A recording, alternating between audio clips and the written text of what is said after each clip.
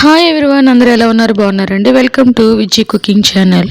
ఈరోజు మన కిచెన్లోనికి చేపల ఫ్రై కన్నా నేనేమైనా తక్కువ అంటూ వంకాయ ఫ్రై మన ముందుకు వచ్చేసిందండి.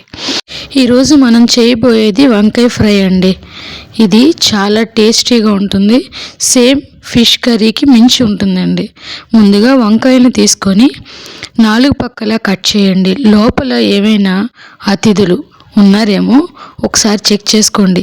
అవేనండి పురుగులు ఉంటే ఆ వంకాయని టాటా చెప్పేయండి. కోసిన ముక్కల్ని ఉప్పు నీళ్ళల్లో వేయండి. లేదంటే అవి నల్లగా మారిపోయి కోపంగా మీ వైపు చూస్తాయి. నేను చూపిస్తున్నట్టుగా వంకాయ ముక్కల్ని ఇలా కట్ చేసుకోండి.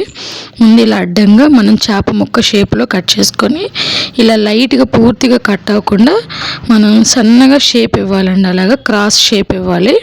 అలా కట్ చేసుకొని ఉప్పు నీళ్ళలో వేసి ఉంచుకోవాలి. తర్వాత మనం బాండీ పెట్టుకొని ముందుగా వీటికి మసాలా పెట్టుకుందాం. ఇవి డీప్ ఫ్రై చేయడం లేదండి, నేను షాలో ఫ్రై చేస్తున్నాను. ఇవి కూడా మనం ఒక ప్లేట్ తీసుకొని అందులో పసుపు, అలాగే కారం, ఉప్పు, గరం మసాలా, అల్లం వెల్లుల్లి పేస్ట్ ఇలా మనం ఒక్కొక్కటిగా వేసుకుందాం. ముందు పసుపు వేసాను, తర్వాత కారం వేసుకున్నానండి. మనం తీసుకున్న వంకాయలను బట్టి తీసుకోవాలి. కొంచెం మిరియాల పొడి, వాతావరణం చల్లగా ఉంది కదండి, అందుకని కొంచెం మిరియాల పొడి, సాల్ట్, అలాగే ఇందులో కార్న్ఫ్లోర్, గరం మసాలా కూడా వేసుకొని కార్న్ఫ్లోర్, అల్లం వెల్లుల్లి పేస్ట్, ధనియాల పొడి, జీలకర్ర పొడి సేమ్ మనం ఇవన్నీ వేసుకోనండి. బాగా కలుపుకొని మన వంకాయకి పట్టించాలన్నమాట. వంకాయలకి బాగా పట్టించి ఒక 5 నిమిషాలు పక్కన పెట్టేయాలండి. ఆ వంకాయ ముక్కల్ని పక్కన పెట్టిన తర్వాత ఆ వంకాయల్ని మనం షాలో ఫ్రై చేసుకుందాం.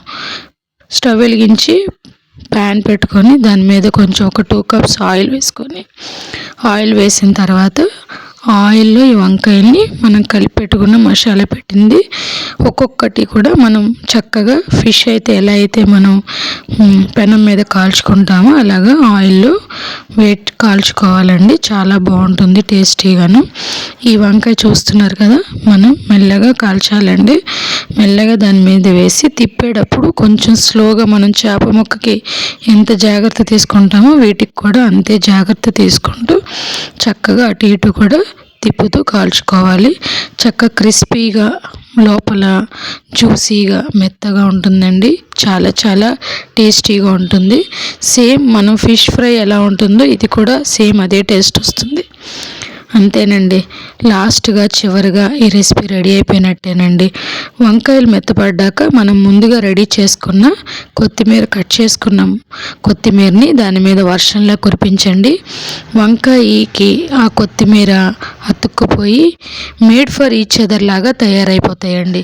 ఒక్క 5 నిమిషాలు సిమ్లో ఉంచి దించేయండి. అంతే, మన వంకాయ ఫ్రై రెడీ. ఇది పప్పు చారులో నంచుకొని తింటే ఉంటుందండి. నాయన ఇంట్లో వాళ్ళు మిమ్మల్ని వదిలిపెట్టి వంకాయని ప్రేమించేయడం మొదలు పెట్టేస్తారండి.